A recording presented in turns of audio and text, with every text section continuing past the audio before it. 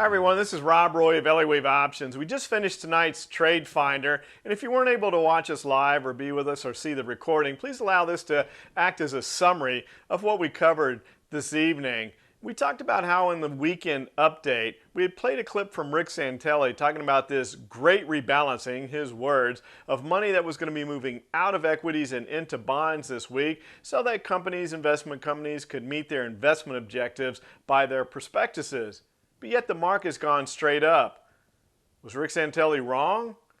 Can the markets continue this move to the upside? Let's take a look at the charts. In tonight's TradeFinder, we looked at the SPY and talked about how the market has gone almost vertically to the upside. If you've heard any of the recordings that I've done, you know that I get nervous when something goes vertically up or down, but in this case we're talking about vertically to the upside, because often when something goes vertically up, comes vertically back down. And just to give you an example, we'll come back to the chart of the SPY, but just to give you an example, let's take a look at the chart of oil, USO. So if we take a look at oil, you'll be able to see that we had this move to the upside where we went vertically up and we came vertically back down. At this point, right here, I mentioned that I thought after that move, we would just tend to focus more on a slow, steady climb in oil, more of a 45-degree angle. Wasn't the case. Oil went vertically up again and came vertically back down. So that's the basis of my concern about the fact that the SPY has gone vertically to the upside. And then when we look at volume, it's not been strong volume. We did have average volume today, but the majority of the move to the upside has been on lower or declining volume. Can this continue?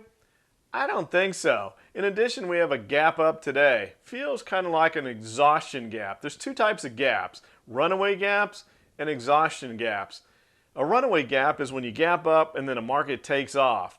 But an exhaustion gap is more at the top when everybody's like, oh man, I got to get in. It's almost too late. Market's moving to the upside. And then that's the end of the move. When we look at the moving averages, you can see that we are separated from the 10-day moving average quite a bit. And from that standpoint, we're overbought. And then we look at the 200-day moving average. We've even gained some separation from the 200-day moving average. We haven't had a golden cross, which is when the 50-day moves to the upside of the 200-day moving average. We talked about the death cross when it crosses below it. But in this case, you look at the market and it feels like it needs to rest. Now, I also mentioned that Rick Santelli, and we played this video clip in the update over the weekend, this great rebalancing that's occurring when money needs to move out of equities and into bonds so that companies can satisfy their requirements by prospectus. And at this point in time, it looks like, well, has money come the opposite? Has money come out of bonds and into equities? Well, here's the chart of the TNX. You can see that was a vertical move, but it did come down today. So a little bit of money came out of the bond, or excuse me, a little bit of money went into the bond market today, pushing rates down. It had been moving out before.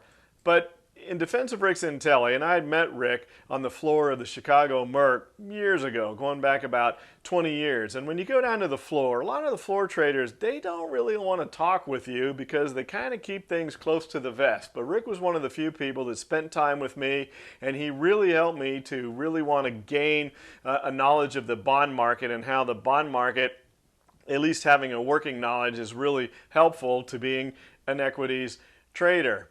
Well, he made those comments, but today on CNBC, one of the senior advisors of JP Morgan came out and said the exact same thing, that by the end of the month, so we only have 2 days left of the trading month, that this rebalancing has to occur. So it's tough to imagine that we're not going to see some sort of a corrective move in the equities and more money move back into bonds. So basically what we did was we went through the markets, and then I asked a question of all of our viewers of which market would you rather buy puts on right now, considering the fact that we're overbought and we need some sort of a pullback, in addition to whether or not we have this rebalancing or not. So we looked at the Qs. You can see the wave 4 is right at a 61.8% corrective move, also a pretty vertical move.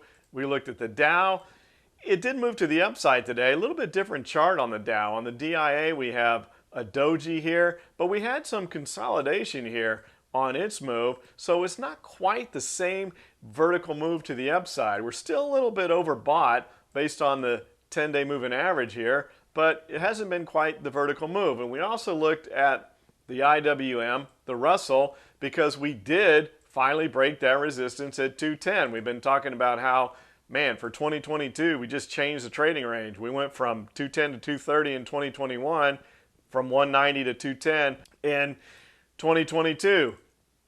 But here we broke above that level, but if you watched any of my recordings, and my subscribers know this well, one day doesn't mean anything. You have to have a second day, a follow-through, a confirmation day.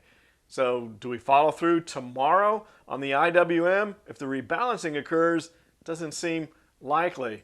So the subscribers voted that if they had to buy puts today, they would buy them on the SPY, figuring that we're going to come down and fill that gap and at least move back down towards this 10-day moving average. And now that that big zigzag pattern has become disqualified, I also offered that if we were to get a corrective move from this entire rally, from where the market bottomed to where we are now, a 38.2% corrective level puts us, are you ready?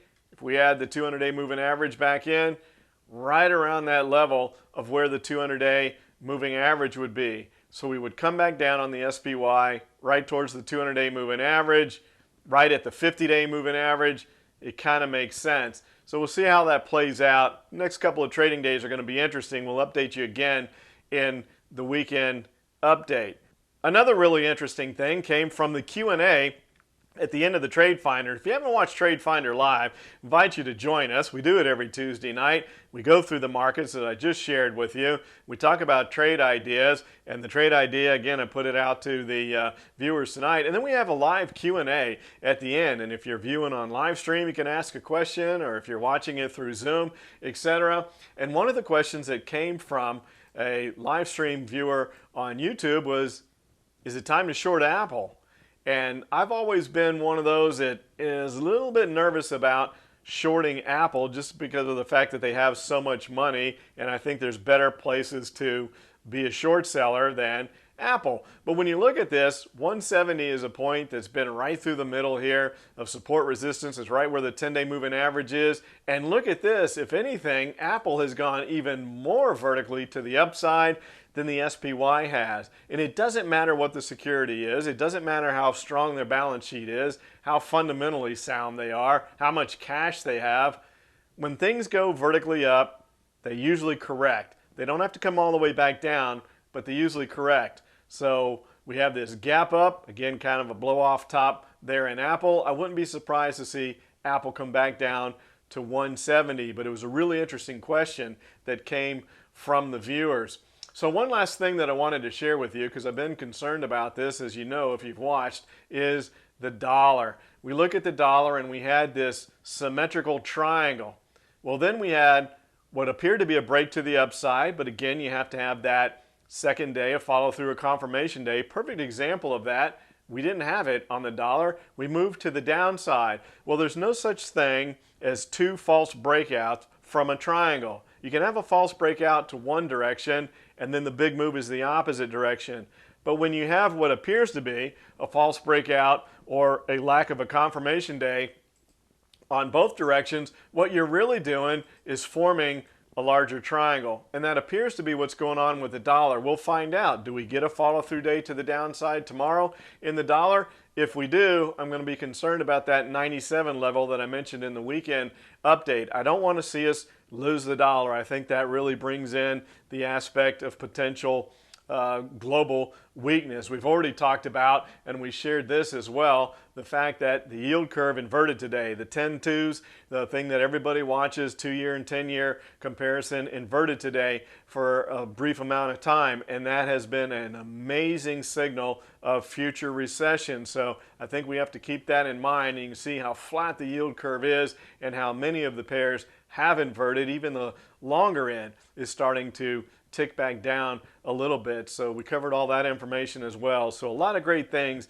in the TradeFinder. So hopefully we'll see you live next week. If not, have a great week. Look forward to talking to you again soon. Take care, everybody. If you like these recordings, I'd like to invite you to join our new TradeFinder Live, where each and every week we do a live webinar where we talk about the market, but we also go a little more in depth into the technical analysis system that we utilize to forecast where the market's likely going to go, and also to identify trading opportunities. Get your free subscription today. Take care, everybody.